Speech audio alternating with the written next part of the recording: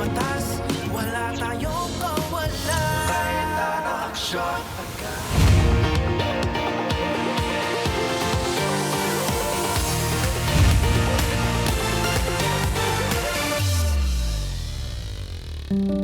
Arkipelago ang Pilipinas. Ngunit magkakahiwalay man ang lupa, iisa lang ang pintig ng puso ng bawat Pilipino. Ang pintig na ito ang nagpapatatag sa bansa. Dahil sabi nga ng matatanda, matibay ang walis dahil nagkakabigkis-bigkis. Sa Bohol, 2 grupo ang bumuo ng samahan para ang maliit na mamamayan ay magkaroon ng laban gaano man kalaki ang hamon ng lipunan. Ang mga mangingisdang patuloy na humahango ng kinabukasan mula sa dagat at ang mga PWDs o Person with Determination na sama-samang tumitindig para sa dignidad at kabuhayan at ang mga mangingisdang patuloy na humahango ng kinabukasan mula sa dagat.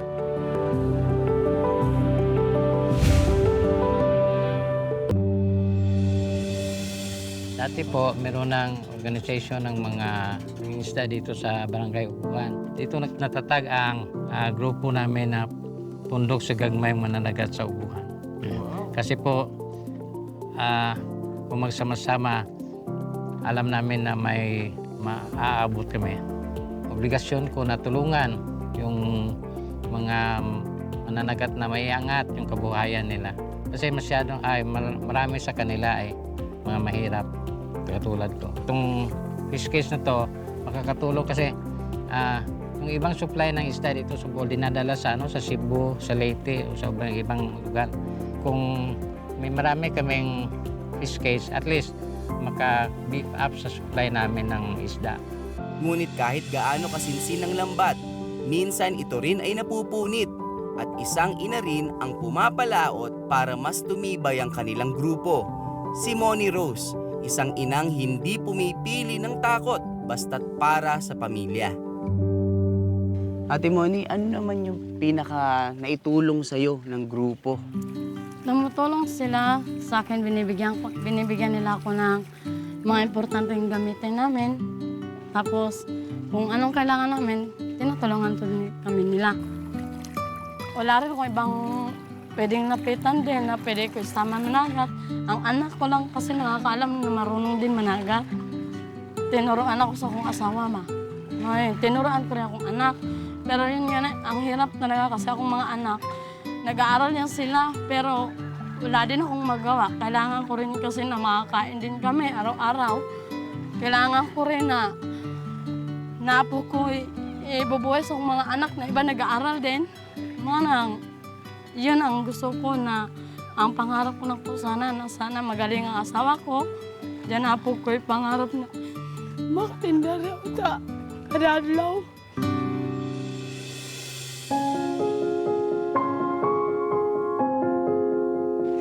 Sa totoo lang po, ay hindi po kasalalim ni managa tayo na ako babae. Ako mga anak ko rin maliliit pa.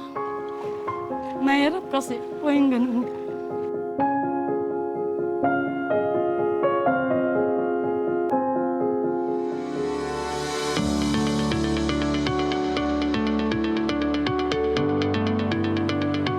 Mga daddy, nandito po ang Cayetano in Action para ibigay sa inyo ang inyong pamaskong handog na dala-dala ni Kuya Larry.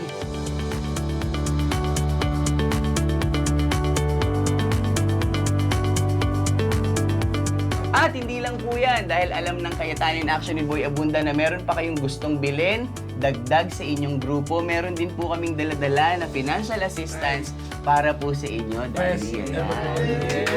Yay!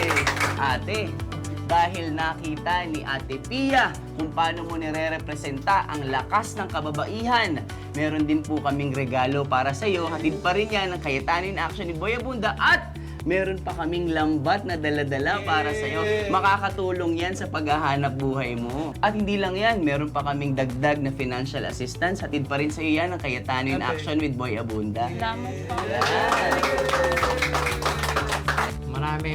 Maraming salamat po galing sa aming puso sa Cayetano Foundation at maraming salamat po. Yay! Kamay na makakapitan ng inaabot ng pundok sa gagmay ng mananagat sa ubuhan. para sa kanilang mga kasamahang nahihirapang langoy ng dagat. Ngunit sa lupa na di dapat problema ang paglakad, isang grupo ang naging gabay ng isa't isa dahil ang madali sa iba ay mahirap sa kanila. Sila ay mga PWD.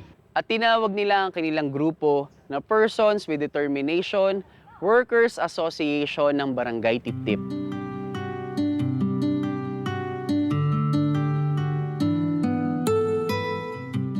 Ang kanilang disability, pinalitan nila ng determination. Dahil tulad ng kahit sinong Pilipino, may kapansanan man o wala, ay may puwang sa pag-unlad. Ma'am Lorna, napansin Yes, ko Sir meron Richard. tayong massage table at may minamasahe. Opo. Ito po ay parte ng inyong trainings, tama po? Yes po, sir. Yes Actually, po. they had it last year. Meron po tayong 20 na masseurs na train with TESDA po through the facilitation of our Persons with Disability Affairs. Aside from this po, ano pa pong meron tayo dito? Actually, sir, we had first Nakita ko merong may oven tayo eh. pastry Opo eh. and bread making. Mhm. Through TESDA po, nabigyan po ng training ang, I think they were 20 as well at the time when they had it. This has already earned them income whenever they bake, kung nag-bake Yun. po sila. Dito is yung urban gardening, containerized garden. So actually, ito po yung makeshift, parang very creative. Magaling yung mga gardeners namin. So they're able to make do with what they have, whatever they have. So before we will put in the vermiworms, yung pong tinatawag natin na African nightcrawler, yun po yung uri ng worms na magaling sa pag-decompose ng mga kitchen waste, yung mga dahon, mga puno ng saging. Actually, in fact, this is one way na nakakatulong kami sa climate change. Yes. Kasi yung difficulty natin ng disposal of waste, nakukuha kasi, napaprocess ng ating Yes. vermiworms At napapakinabangan. at napapakinabangan.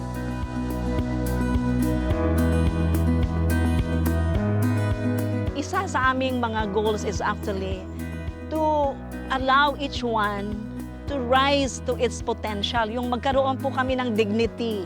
Kasi we are very much aware na marginalized yung mga persons with disabilities, hindi priority kahit na yung mga legislations have been there for ilang decades na, no? And then isa pa po, ang gusto naming mabigyan ng fulfillment yung mga aspirations namin na we would be able to engage in society just like the rest who don't have any disability.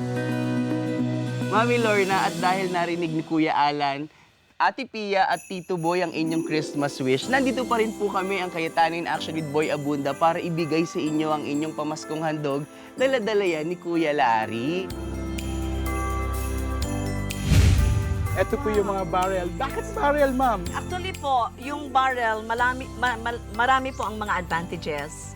Kasi noon, initially, yung plano natin is yung semento or yung hollow block sana. Pero stationary yun pong ganon na setup ng vermibed.